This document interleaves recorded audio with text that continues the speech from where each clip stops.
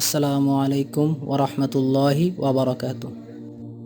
বিশ্ব ইতিহাসে প্রথম মানুষ ও প্রথম নবী হিসাবে আল্লাহ পাক আদম আলাইহিসসালামকে নিজ দুহাত দ্বারা সরাসরি সৃষ্টি করেন।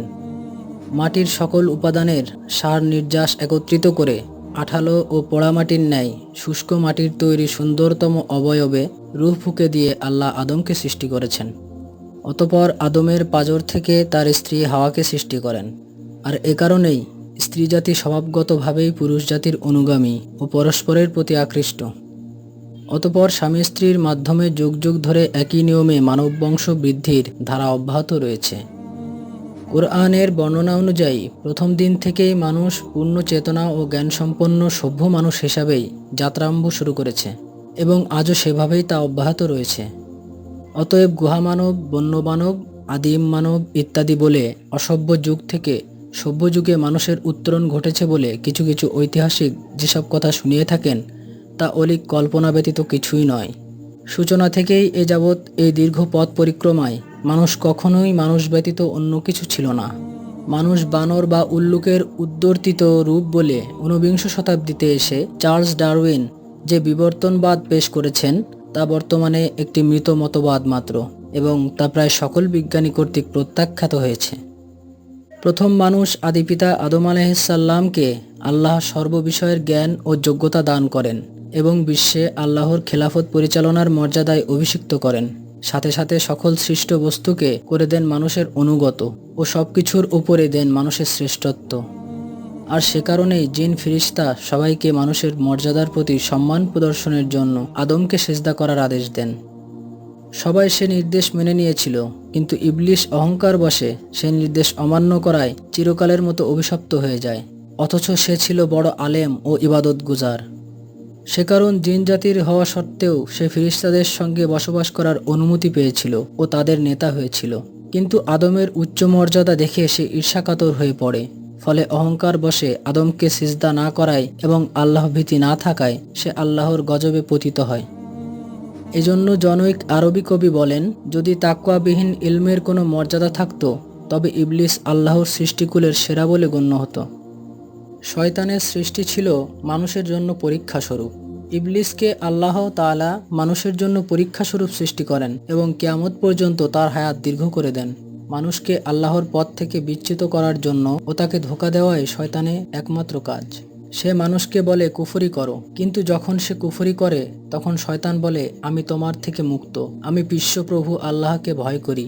অন্যদিকে যুগে যুগে নবী রাসূল ও কিতাব পাঠিয়ে আল্লাহ মানুষকে সত্যপথ প্রদর্শনের ব্যবস্থা অব্যাহত রাখেন।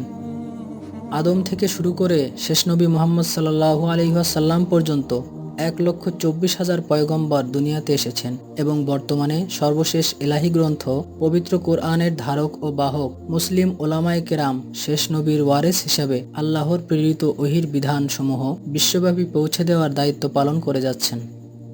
পৃথিবীর চূড়ান্ত ধ্বংস তথা কিয়ামতের অব্যাহত কাল পূর্ব পর্যন্ত এই নিয়ম জারি থাকবে।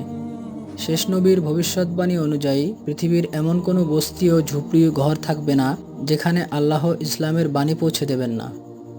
এতদা সত্ত্বেও অবশেষে পৃথিবীতে যখন আল্লাহ বলার মতো কোনো লোক থাকবে না, অর্থাৎ প্রকৃত তাওহীদের অনুসারী কোনো মুমিন বাকি থাকবে না, তখন আল্লাহর হুকুমে প্রলয় ঘনিয়ে আসবে এবং কিয়ামত সংঘটিত হবে।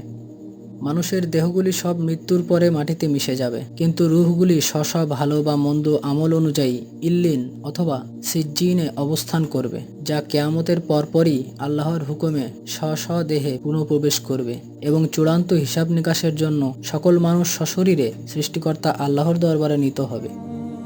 মানুষের ঠিকানা হলো তিনটি: এক, দারুদ দুনিয়া, অর্থাৎ যেখানে আমরা এখন বসবাস করছি; দুই, দারুল বারজাখ, অর্থাৎ মৃত্যুর পরে কবরের জগৎ; তিন, দারুল কারার, অর্থাৎ কিয়ামতের দিন যে বিচার শেষে জান্নাত বা জাহান্নামের চিরস্থায়ী ঠিকানা। অতএব পৃথিবী হলো মানুষের জন্য সাময়িক পরীক্ষাগার মাত্র।